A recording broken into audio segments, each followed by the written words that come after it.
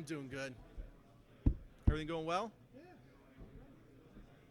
All right. So last year got off to a strong start. Yeah. Kind of hit a little lull there in the midsection. I know you talked about injuries. hmm As you look back, was it primarily that? Was there anything else you did identify? I think, when you look at, we started out 4-0, and then we finished up 6-4 in conference play. 4 losses. We won some close games, but we lost 4 games in conference by 1 score or less, where really 3 of those 4 we were in a position late in the fourth to win the game and just didn't. So, no, I'm not going to blame injuries at all. I've got to do a better job. We've got to execute better down the stretch. I think a big part of that is also early in the season being able to play more bodies to create that depth. And, that'll help, but it's a group effort, and it starts with me. We lost a lot of good players from last year's team, but we've got a lot of good young players coming back. I've just got to get them that game experience or situational football as much as I can, early on in camp. Now you mentioned quoting about maybe early on your offense being ahead of your defense. Sure. How challenging is that? And typically, not always, but typically in football, offenses start slow with the defense. Yeah, I hope that's not the case this year, because we're playing some really good football teams early in the year, especially starting off with, a highly ranked Fairmont State team that has a very good defense and a tremendous offense. So we're going to have to score some points to play keep up with them and put ourselves in a position to win game down the stretch. The problem that it presents is really that, you can't assimilate a game. There's not like a non-conference schedule or scrimmages you can have. So we've just got to do a great job during camp of putting them in as many game-like situations as we can to make sure we're ready for week 1. Looking back on your guys' season openers, the schedule makers really haven't done you favors. No. You've had some challenging week 1. Sure.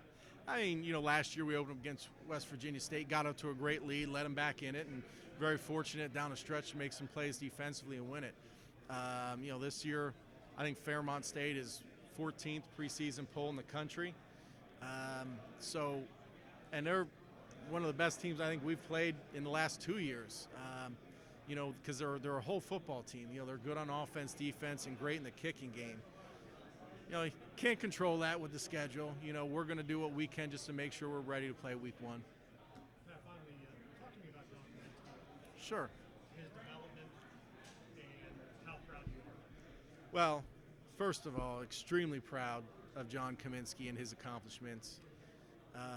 And I mean that from a coaching standpoint for the university, but also just that man's work ethic and the position he's put himself in, because he's done it all.